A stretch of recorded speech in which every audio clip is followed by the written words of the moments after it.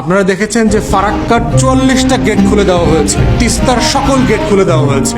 দেখবেন যে গল্পটা সবচেয়ে বেশি বলে যে উজান থেকে আসা বৃষ্টির পানি, ভারতের নাম বলে না, ভাসুরের নাম দেখবেন কোনো গণমাধ্যম বলে না। উজান থেকে পানিটা কোত্থেকে আসে? উজানে কি দেবদত্ত আছে ওরা পানি ছেড়ে দেয়? ওখানে কি তাবিজ দিতে হবে? ওখানে কে আছে যে পানি ছেড়ে দেয়? উজান থেকে দুইভাবে পানি আসে। উজানের দেশ মানে কোনটা? ভারত।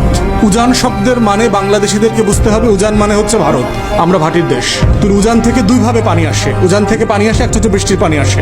পৃথিবীতে সবচেয়ে বেশি বৃষ্টিপ্রবণ অঞ্চল হচ্ছে আমাদের যে পার্শ্ববর্তী ভারতের যে রাজ্য আছে মেঘালয়। এই মেঘালয়ের শিলং চেরাপুঞ্জি হচ্ছে পৃথিবীতে গড়পড়তায় সবচেয়ে বেশি বৃষ্টি হয় হচ্ছে ওইখানে। উজানের দ্বিতীয় সোর্সের পানি হচ্ছে ভারতের বাঁধ, তিস্তা নদীতে বাঁধ সিকিমে, গঙ্গার উপরে ফারাক্কাতে বাঁধ পদ্মা নদীর উপরে, চায়না ব্রহ্মপুত্রের উপরে বাঁধ, 54টা অভিন্ন নদীতে ভারতের শত শত মূল বাঁধ, শাখা বাঁধ। এই বাঁধগুলো হচ্ছে মূল কারণ বন্যার। যেই বাঁধের পানি আটকে রাখা হয়, এখন যেহেতু পানির পরিমাণ বেড়ে গেছে বৃষ্টির কারণে, বন্যার কারণে, তাহলে বন্যার উজানের পানির মূল সোর্স হচ্ছে ভারতের যে 54টা নদীতে, আমাদের আন্তর্জাতিক নদীতে অন্যায্যভাবে বাঁধ তৈরি করা এবং সেই বাঁধগুলোর দরজা যখন আমার পানি দরকার নাই সেই সময় খুলে দেয়া। এই দুইটা হচ্ছে আমাদের উজান থেকে পানি আসার এবং বন্যা হওয়ার মূল কারণ। এবং উপরের দিকে দেখেন টিপাই মুখে বাঁধ আছে, বাঁধটার ড্যামটা এখনো পুরোপুরি কনস্ট্রাকশন হয় নাই আমাদের অরুণাচল আসাম অঞ্চলের মাঝে। এখান থেকে প্রচুর পানি আসতেছে, যেটা ঢুকতেছে হচ্ছে আপনার সুরমা কুশিয়ারাতে। মেঘালয়ের সাথে, মেঘালয়ের পাহাড়ের সাথে সুনামগঞ্জের বর্ডার আছে, মানে চেরাপুঞ্জির বৃষ্টিটা এসে ঢুকতেছে সুরমা আপনার এবং কুশিয়ারা দিয়ে। এই জন্য বারবার এই অঞ্চলগুলোতে বারবার পানি দিয়ে তলিয়ে যাচ্ছে এবং এটা বেশি হচ্ছে 2022 সালের পর থেকে। 2022-এর আগেও তো মেঘালয়ে বৃষ্টি হইতো, তাহলে তখন বন্যা হয় নাই কেন? সিলেটে বারবার রেগুলার একটা বন্যা হয়েছে, কিন্তু এই পরিমাণ বন্যা এত বারবার এত ফ্রিকোয়েন্সিতে আগে হয় নাই কেন? এর একটা বড় কারণ হচ্ছে এই সরকারের নদী নালা হাওর বাওর কেটে ডেভেলপমেন্টের নামে যাচ্ছে তাই রাস্তাঘাট বানানো। আপনারা দেখেছেন 2016 সালে কিশোরগঞ্জের যে হাওর আছে আপনার ইটনা, মিঠামইন, অষ্টগ্রাম, এই হাওরের বুক চিরে একটা রাস্তা করা হয়েছে ডেভেলপমেন্টের নামে। যে কারণে যেটা হচ্ছে, এই যে বৃষ্টির পানিটা উপর থেকে যে আসে মেঘালয় থেকে, এইটা পানিটা বাধাগ্রস্ত হচ্ছে নদীতে নামতে। এটা যখন লম্বা সময়ের জন্য 2 দিন 3 দিন 4 দিন লেগে যাচ্ছে এই পানিটা নামতে, তখন এইটা বন্যা আকারে চারপাশে ছাপিয়ে কুল ছাপিয়ে দিচ্ছে। এই জন্য দেখছেন ব্রাহ্মণবাড়িয়া, কিশোরগঞ্জে, নেত্রকোনাতে, ময়মনসিংহ বিভাগের বিভিন্ন জেলা উপজেলাতে বৃষ্টি হচ্ছে এবং বন্যা হচ্ছে প্রচণ্ড রকমের। তাহলে এই যে ডেভেলপমেন্ট, আপনি দেখেন একইভাবে বন্যা হচ্ছে কোথায়? আপনি দেখবেন চলন বিল ডুবে যাচ্ছে, আমাদের ঐতিহাসিক বিল, যেটার গত শতাব্দীতে আমরা দেখেছি এটা 1,500 বর্গ কিলোমিটার ছিল চলন বিল, যেটা রাজশাহী বিভাগের পাবনা, সিরাজগঞ্জ, নাটোর এই জেলাগুলোর উপর দিয়ে প্রবাহিত ছিল। সেখানে রাস্তা করেছে এই আওয়ামী লীগ সরকার গত 96 থেকে 2001-এর টার্মে 55 কিলোমিটার রাস্তা করেছে, রাস্তা করে দিয়ে চলন বিলকে কেটে দিয়েছে। একইভাবে দুই পাশ মানে পানি উপচে পড়ে বন্যা হচ্ছে। তাহলে বন্যার আর একটা কারণ হচ্ছে এই যে রং ডেভেলপমেন্ট ওয়ার্ক, যেগুলো আমাদের প্রয়োজন ছিল না এখানে রাস্তার। এখানে বিকল্প ব্যবস্থা করা যেত, এখানে বিকল্প পর্যটনের সুযোগ ছিল, এখানে বিকল্পভাবে হাওরের বাওরের সৌন্দর্য মানে উপভোগ করবার সুযোগ রাষ্ট্র করতে পারত, কিন্তু সেটা সে করেনি। না করে যেটা করেছে, প্রকৃতিকে কেটে দিয়েছে, প্রকৃতিকে হত্যা করেছে। এটার কারণে শুধু বন্যা হচ্ছে না, আমাদের মাছ ক্ষতিগ্রস্ত হচ্ছে।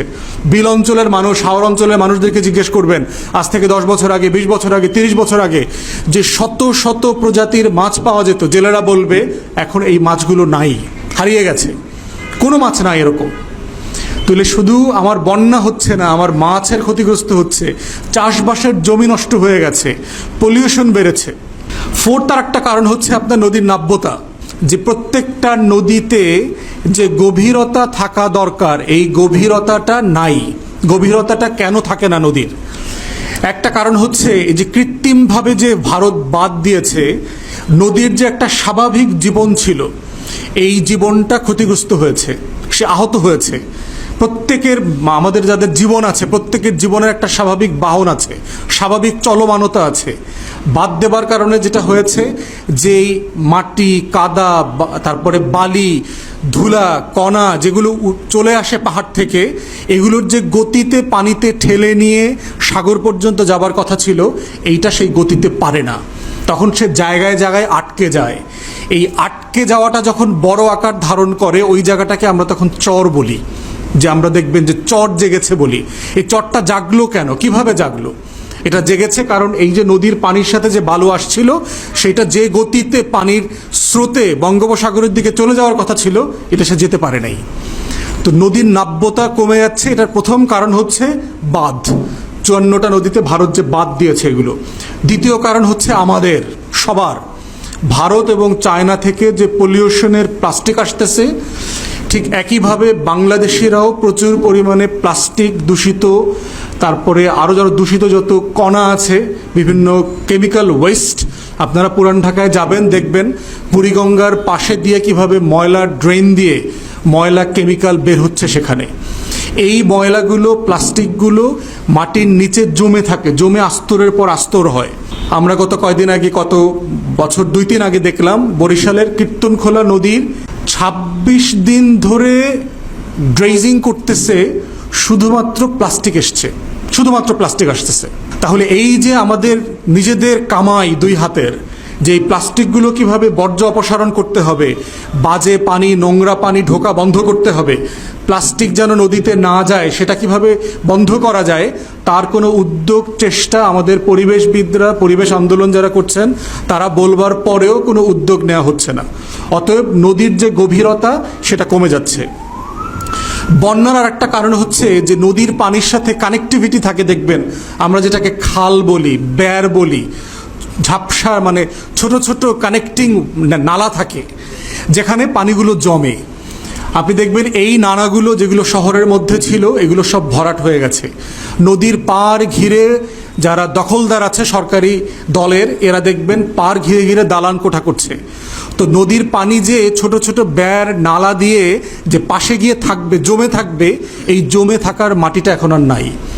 অতএব সে কি হচ্ছে, পানি যখন বেড়ে যাচ্ছে পানিটা মহল্লায় ঢুকে যাচ্ছে, যেটাকে আমরা বন্যা বলছি। তো এই নদীর পাড় ঘেঁষা জনগোষ্ঠী ঠিক একই কারণে বারবার আপনার বন্যার শিকার হচ্ছে। এখন ক্ষতিগ্রস্ত হচ্ছে কারা? মূলত হচ্ছে দেখবেন যে নিম্নভূমিতে কারা থাকে। আপনারা যারা গ্রামে থাকেন, গ্রামে যাওয়া আসা করেন, দেখবেন, অথবা চর হাওর অঞ্চলের মানুষ, চরে সাধারণত গরিব মানুষরা থাকে।